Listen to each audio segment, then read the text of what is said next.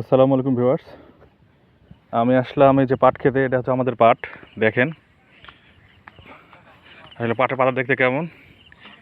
এই যে এটা হচ্ছে পাটের পাতা। এই যে আমি যদি উপর থেকে দেখানোর চেষ্টা করি, এই যে এটা হচ্ছে পাট ক্ষেত। তো পাট খেতলে আমাদের অনেক কাহিনী আছে, মানুষের লোক প্রচলিত।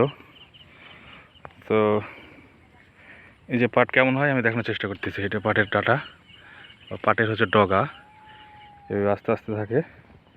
এক সময় এই পাট বড় হওয়ার পর তখন এই এই যে ডাটাটা একটু সোনালি বর্ণের হয়ে যায়।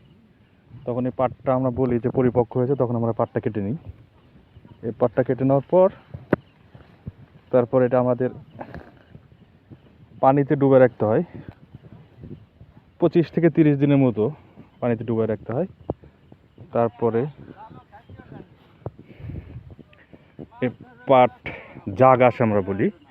এই পাট জাগ আসার পর তখন এই পাটের আঁশ ছড়ানো হয় এবং আঁশটাকে আমরা পাট বলে থাকি, যেটা বাজারে বিক্রয়ের জন্য রেডি হয়ে যায় এবং যা আমরা বিভিন্ন ধরনের পাট বস্ত্র, যেমন বাজারে ব্যাগ, থলে, দড়ি, রশি, যা বলেন আর কি, এই ধরনের জিনিস তৈরি করা হয়।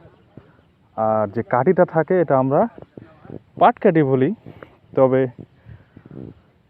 আমার বাড়ি নওগাঁ ডিস্ট্রিক্টে, তো আমাদেরকে এগুলো শিঙ্গট বলে। এগুলো সাদা বর্ণ হয়ে থাকে। এটা আমরা জ্বালানি হিসাবে ব্যবহার করে থাকি। এই যে দেখেন, এই যে পাট কাঠি, এই যে এই পাটগুলো অনেকটাই পরিপক্ক হওয়ার মতো। এই যে লেখেন লম্বায়, দেখেন কালারটা অনেকটা সোনালি সোনালি বর্ণ ধারণ করেছে। আমরা কিছুদিন পরে এগুলো কেটে ফেলবো। তো ধন্যবাদ সবাইকে, সবাই ভালো থাকবেন। আল্লাহ হাফিজ।